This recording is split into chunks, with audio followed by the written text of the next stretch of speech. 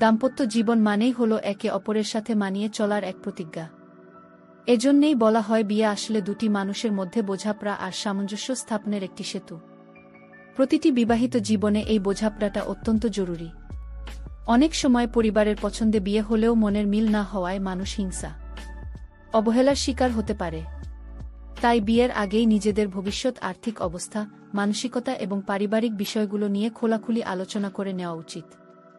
আমার নাম প্রিয়া, আর 5টা মেয়ের মতোই ছোট থেকে একটা সুন্দর সংসারের স্বপ্ন দেখতাম। আমি এমন একজন জীবনসঙ্গী চেয়েছিলাম যে আমাকে খুব ভালোবাসবে, যার মধ্যে রোমান্টিকতা থাকবে এবং যে আমার সব বিষয়ে খেয়াল রাখবে। সেই স্বপ্ন নিয়েই আমার বিয়ে হয়েছিল রোহনের সাথে। বিয়ের পর প্রথম সবকিছু স্বপ্নের মতোই ছিল। বাসর রাতে রোহনের ভালোবাসার আদর পেয়ে মনে হয়েছিল আমি আমার স্বপ্নের রাজকুমারকে পেয়ে গেছি। কিন্তু সেই সুখ বেশিদিন স্থায়ী হল না।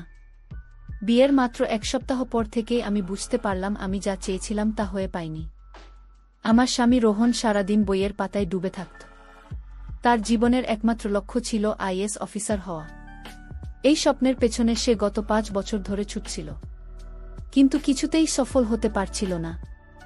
হাল ছাড়ার পাত্র সে ছিল না। তার বিশ্বাস ছিল একদিন সে সফল হবেই। সারাদিন সে অনলাইনে ক্লাস করত আর পড়াশোনা নিয়েই ব্যস্ত থাকত। আমাকে দেওয়ার মতো তার কাছে কোনো সময় ছিল না।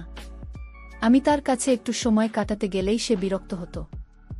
আমাকে বলতো, দেখো প্রিয়া, তুমি এভাবে সারাক্ষণ আমার পেছনে লেগে থাকলে আমার পড়াশোনার ক্ষতি হবে। এবারের পরীক্ষায় আমাকে পাশ করতেই হবে। দয়া করে আমাকে বিরক্ত করা বন্ধ করো। স্বামীর মুখে এই কথা শুনে আমার খুব কষ্ট হলো। একদিন আমি তাকে বলেই ফেললাম, তুমি তো গত 5 বছর ধরেই পরীক্ষা দিচ্ছ, কিন্তু পাশ করতে পারোনি। এবার এমন কি হবে যে তুমি পাশ করে যাবে?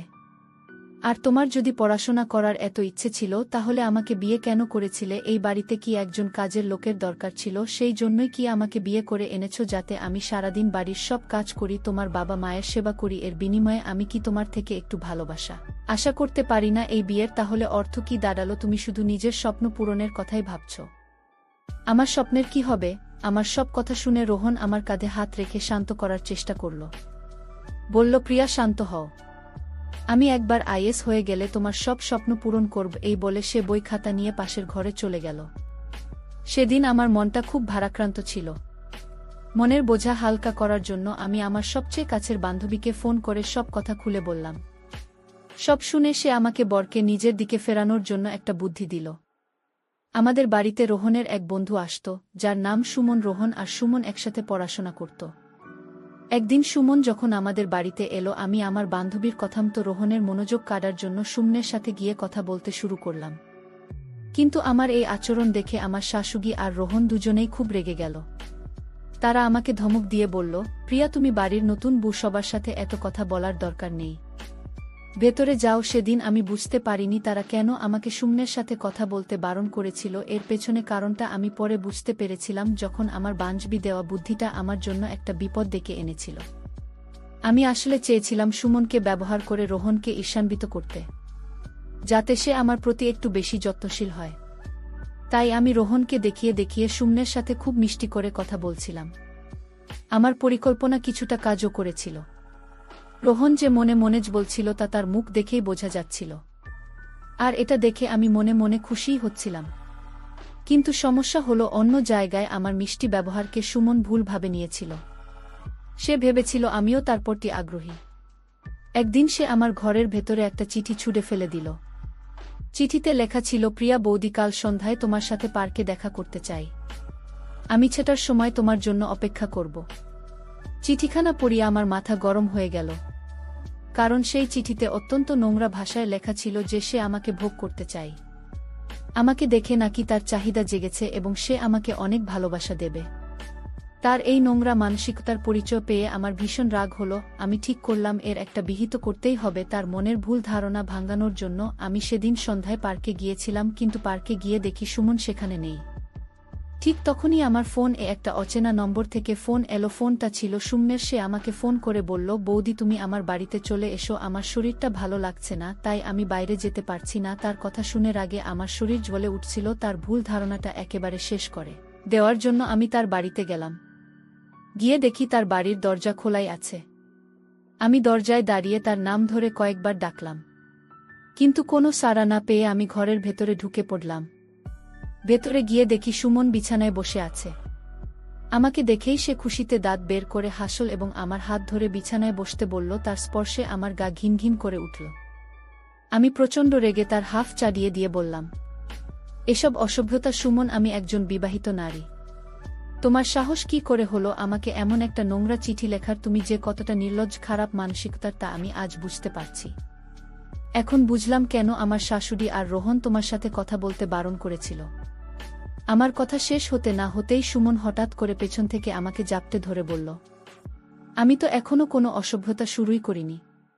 আমার আসল রূপ তো তুমি আজ দেখবে। তার কথা শুনে আমি তাকে ধাক্কা দিয়ে সরিয়ে দিয়ে তার গালে সজোরে একটা চড় মেরে বললাম, নির্লজ্জ, আমি তোমার সাথে দুইটা ভালো কথা বলেছি বলে ভেবেছ আমি সহজলভ্য? তুমি আমাকে কি ধরনের মেয়ে ভেবেছ? এরপরেই সুমন তার পশুরূপটা দেখালো। সে আমাকে সজোরে ধাক্কা মেরে বিছানায় ফেলে দিল এবং আমার সম্মান নষ্ট করার চেষ্টা করল।